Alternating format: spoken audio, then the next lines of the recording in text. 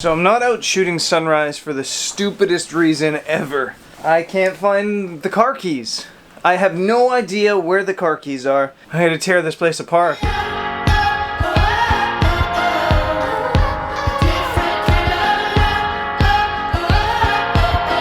I found them. They were in my suitcase. I have no idea how they got in there.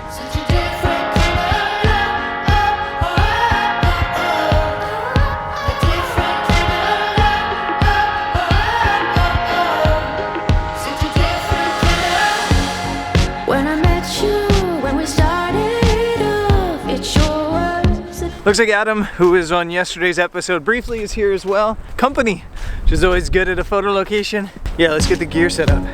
Should I get up? Should I get up and run? Stop dead right before it had begun. Last night in the dark, I didn't obviously film this excursion to here at the Kilchurn Castle. As soon as we walked in here, even though it was pitch black, I saw this tree. And this tree is just a perfect frame for the castle. So first shot today is exactly that. I've got the 24 to 70 on with a 4-stop medium grad, and I'm just using this tree as the wind is picking up, this tree to frame the castle.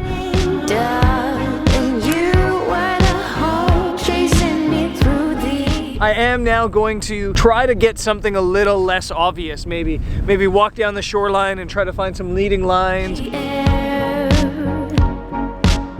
You love like you didn't care.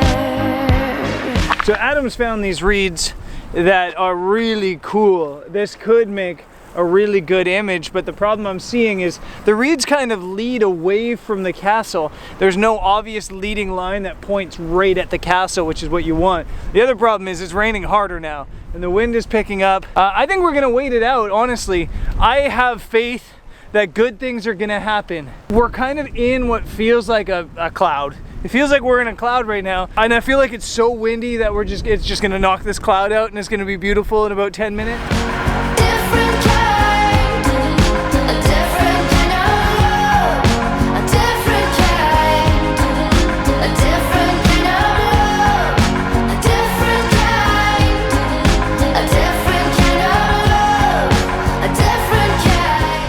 Just as I predicted, the light is broken open and we're getting this beautiful golden light back on the castle. Unfortunately, Adam and I spent the past 30 minutes getting hammered by rain and wind and bullshitting, and I didn't come up with a composition. So I wasted those 30 minutes and I'm kind of panicking to get a photo here at the last minute. I've got reeds in the foreground and I was doing like a half-second exposure and I think it did look nice. And it's not the perfect composition and it looks like the rains are coming back, but I think we got something out of this. Nothing ever is, but some love is haunted from the start. From the get-go. It was kind of a frustratingly Scottish photo shoot. The weather was just in and out. The lens was getting splattered with water and the light was amazing at times and terrible at times. The wind's picking up again. The wind's just been going like crazy. I'm gonna head back to Glencoe. I'm gonna go and I'm gonna show you guys that tiny wee cabin I'm staying in because I think it's such a cool place.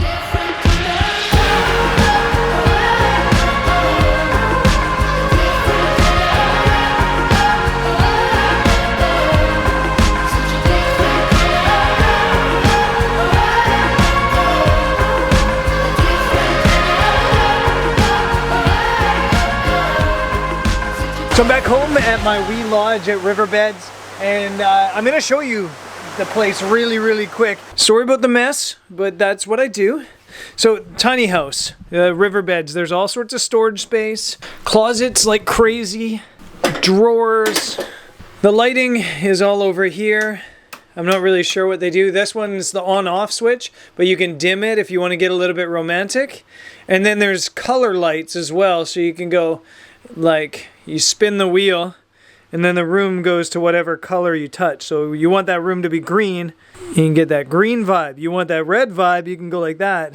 Over here, there's a awesome microwave that might even be an oven. I'm not really sure how it works. They left me champagne yesterday. It's Prosecco. I didn't drink it because I'm working, but still nice. Over here, they left all this like healthy-ish food. There's porridge, there's cereal, honey. There was Nutella, but I ate the Nutella. Toaster and kettle. You've got Nespresso. There's power plugs in there. There's like 8 power plugs back that way. There's more power plugs over here. There's this music docking system, so you can have music. There's actually speakers all over this place, so you can have music everywhere.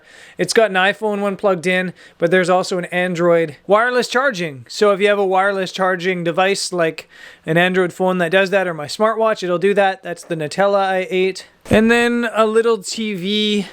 There's these reading lights that are fun because they tap on and off. A simple little setup. It kind of reminds me of a pod hotel in Japan, although bigger, and I kind of love it. Now I gotta get some editing done, and so I'm gonna relax for a bit and then head off.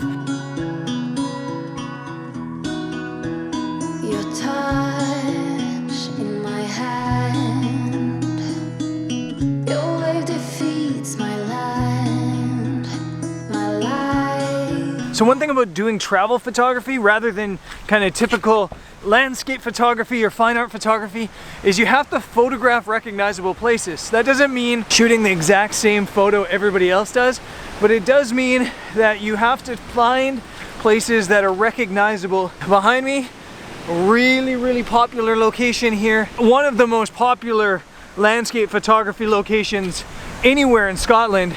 There's a waterfall in the foreground, and then the mountain, and everybody shoots it. But as a travel photographer, you still want to shoot it. You just want to hopefully find other ways to shoot it, other angles, other perspectives. It looks like Adam's here. It also looks like Mike Perea, who also has a YouTube channel, is here as well. We're gonna shoot this, and then I think we're gonna actually walk up the river to see if we can find something more unique. What's up, man? How you doing, bro? What are you doing? I'm getting ready to film a tutorial about doing the circular polarizer and kind of cutting the glare off the water here, so. Is it working? It is. Watch me falling, watch me falling down, sleeping next to you, giving every piece of me, wake up with you too, wanna put us on repeat. Watch me fall. So Mike's here, and he's doing his best to murder my gear. I set my camera vicariously. The gimbal and the USR on a ledge, and it just tumbled straight down into the water. But, you know, when you buy Canon gear, you know it's gonna be fine, so absolutely everything's cool. I don't know if the audio is recording, but yeah, it's fine. What isn't fine is my composition. I'm not a fan, really, to be honest. I've seen hundreds of photos from here, all that are really good. Mine just isn't that good. I think part of it is there's too much water, so I'm not getting like any development or contrast in the water itself. So I think we're gonna go on a bit of a journey and walk up river and see if we can come up with another composition. Moving next to you, setting all my fire free. I'm playing a game back there I'm calling How High Can I Get Winston? There's an S-curve in this little creek leading into the river that looks really nice, but you can only get it from about 7 feet high.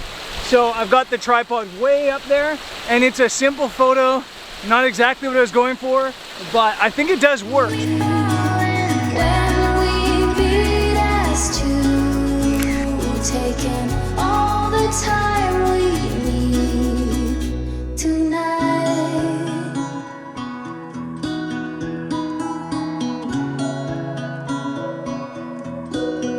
Sorry to vlog on the 24 to 70. I know you get way more face than you could ever be comfortable with. We're down on the river. We've been struggling with compositions and light, and I think I came up with something, but this will probably go down in history as one of my craziest tripod setups ever. Your breath on my hair. This game was never fair. I fall through the air.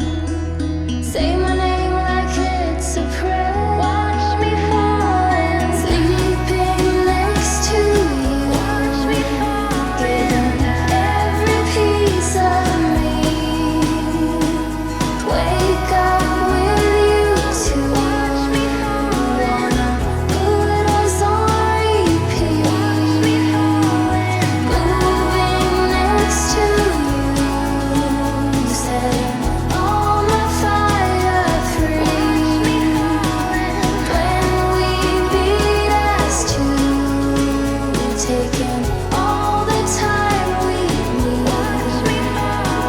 Okay, photos made. I think I'm gonna talk about the photos back at the wee lodge, the wee cabins here in wee Scotland, after we go get some dinner. Be sure to go check out Mike's channel.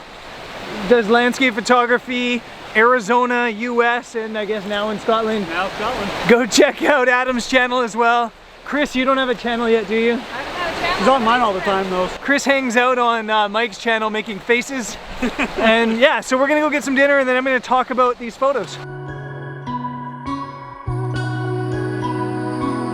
Watch me falling down.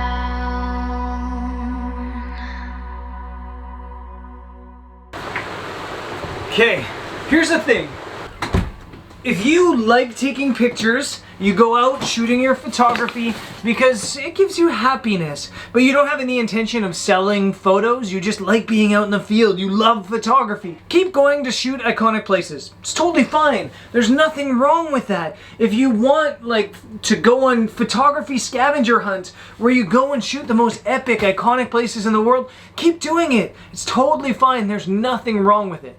But if your intention is to sell photos, you can't keep going to the exact same locations everybody else does and shoot the exact same composition everybody else does and hope to make money. There's 4 billion photos of that waterfall that I shot this afternoon out there in the world. If you're a tourism board, you're an airline, you're probably gonna find better images than anything I'm even gonna be able to shoot today because average light, average situation, yes, epic, unreal location, but there's better images. If you're really, truly hoping to sell photos, you need to find not only new compositions of places, but whole new angles and whole new ways of capturing them. You can't go to Banff National Park in Canada, head to Lake Louise, rock up to the same place everybody else shoots, and hope to sell that image unless you capture, I don't know, something totally unique. Unique weather, maybe an animal in the water, something that nobody else has captured. What you can do, and do really well and make really good money, is go somewhere else and find a different angle of that iconic place. Go climb a nearby mountain and get a different perspective. Walk around the lake and shoot a totally different angle. You need to walk. You need to explore if you really want to sell images. So I do a lot of photography at really iconic places. And the way I do it is I shoot the most iconic shot I can think of right away. That way I don't get photography FOMO where I think I'm missing out on something that everybody else has or missing out on something epic. Once I got that image, then I can go explore and then I can go try to find something else. Of all the images I've sold, by far the ones I sell most aren't the classic iconic shot. They're images in the area of that classic iconic shot from a different angle, different perspective. So that's just kind of my thoughts on this. That's why my method of operation was the way it was today. But as I mentioned, if your goal is to go out and just shoot cool images, hang something on your wall, do it for the love of photography, keep going out and shooting those iconic places. Don't let anybody stop you or tell you it's just not cool. Do what makes you happy. It was good hanging out with Adam and Mike. I met Mike, I don't know, a year ago in Arizona, and he's an awesome guy. His channel's growing really fast. I think he's over 10,000 subscribers now, and I think he's got big things on the horizon. Adam, Wadget Catcher from here in Scotland, he's got a YouTube channel too, as I've mentioned a couple times. It's very small, but again, I think he's doing big things, and both the guys work really hard. They both go out and shoot a lot. They both do really interesting things, and they're both great photographers. So go and subscribe to them, go and check out their work, and I guess I will see you guys tomorrow as I head towards Edinburgh for Hogmanay. Hogmanay is supposed to be pretty wild, and I'm looking forward to it. I think on the way though, I will try to get one more landscape photography shoot in. So I'll see you guys there. Peace.